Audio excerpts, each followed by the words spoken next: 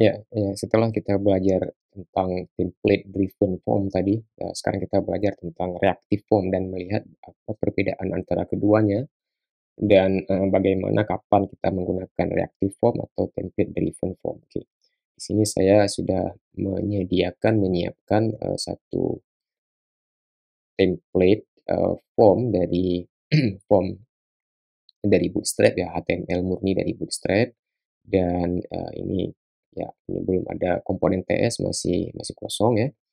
Ini hanya template, HTML biasa dari Bootstrap dan kelasnya juga sudah saya import dari kelas CSS-nya Bootstrap.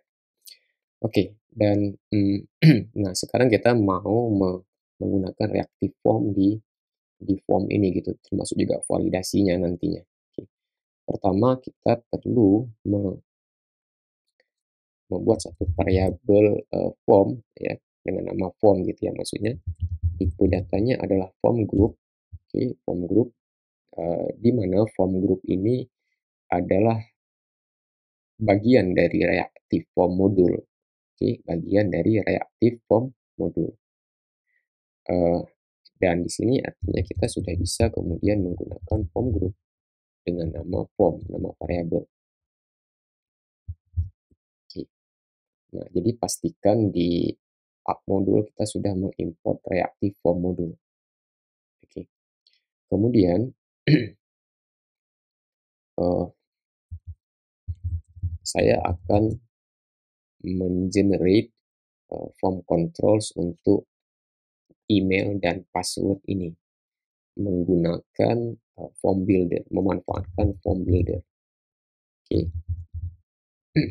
Form builder kita singkat dengan FB, ya, form builder dan, di sini kemudian kita create, eee, form controls yaitu, email dan password, oke, termasuk juga validatornya. Jadi email, oke, inisialisasi nilai awal, validatornya validatorsnya adalah email dan required. Jadi ada 2 validasi ya. Jika kita menggunakan 2 validator, maka ini bisa ditambahkan tanda kurung seperti ini dan ini dipisahkan dengan koma. Validator email dan validator required. Dua-duanya kita pakai. Untuk password juga sama, kita butuh 2 juga. Yang pertama validator dot required, yang kedua validator dot minlength. Minlength 8, 8 tadi. Panjang karakter passwordnya nanti minimal adalah 8 karakter. Oke, maka dengan kita mendeklarasikan form control ini yang memanfaatkan form builder, sekarang kita sudah bisa menggunakan properti form control name di sini, email. Oke, kemudian di sini form control name password. Nah, seperti itu. Kemudian, ya kita perlu menambahkan satu event binding di sini dengan nama ng-submit ya. Dan function yang kita panggil nantinya adalah onSubmit. Ya, di sini kita perlu menambahkan satu function onSubmit untuk ngecek apakah form ini valid atau tidak ya. Jika form itu valid, kemudian kita console log list.form.value isi dari form tersebut, email dan password keduanya. Oke, ya sekarang kalau kita isi dan submit belum bisa, kenapa? Karena ini masih bernilai false, formnya tidak valid. Ada validasi email, ada validasi required.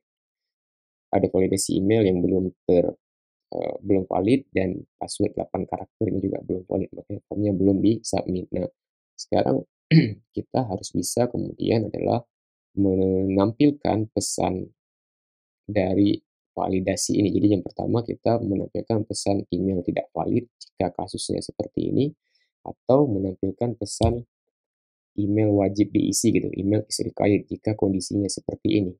Nah, itu kedua pesan yang belum tampil dan untuk menampilkannya ya seperti tadi kita seperti di template driven form, eee, contoh sebelumnya kita bisa memanfaatkan kelas, invalid feedback di sini Oke, kemudian errornya kita buat dalam P. Yang pertama errornya adalah email is required. Yang kedua kita buat email is not valid.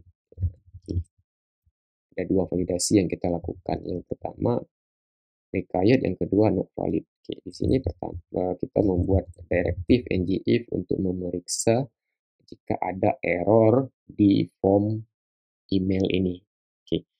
Oke, kita bisa mengakses form controls email ini melalui form grupnya, yaitu form yang di atas ini, kemudian dot controls yang kita deklarasikan tadi di sini ada dua, email dan password, maka form.controls.email.errors. Ya, jika dia ada error dan gitu ya,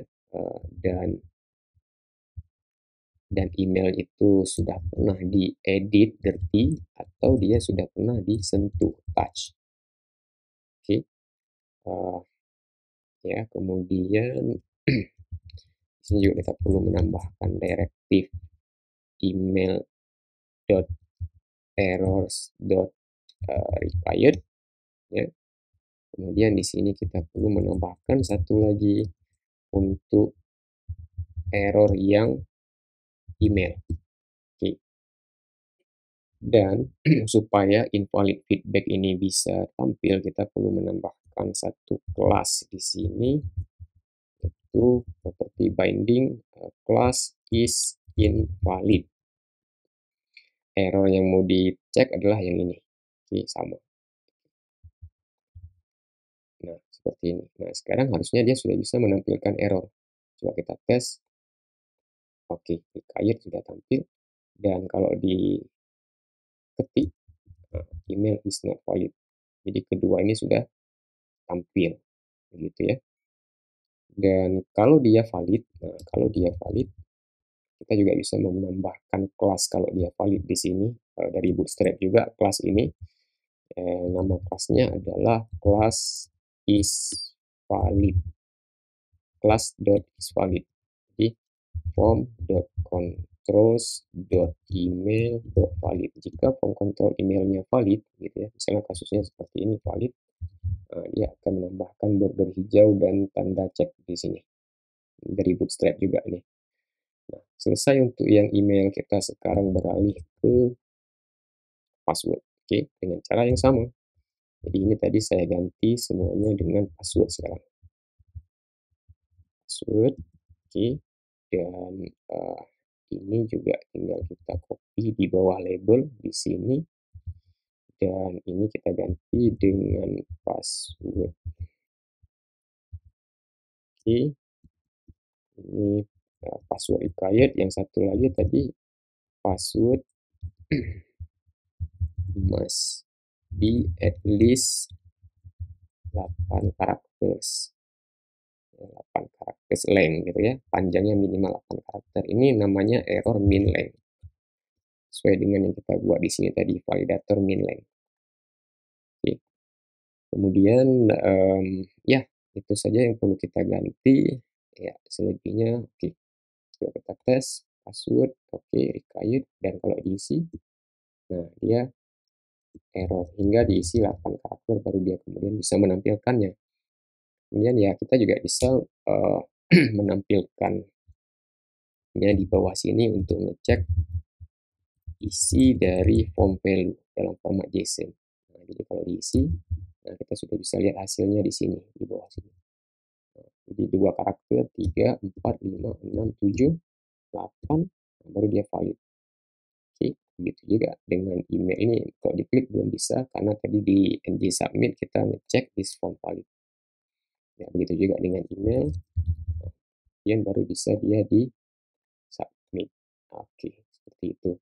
Begitu juga dengan tombol login ini, jika kita tidak mau dia diklik, kalau misalnya form ini belum valid, kita tidak mau tombol ini diklik. Oke, maka kita bisa menambahkan property binding di sini, namanya disable, mendisable input ini jika formnya itu invalid.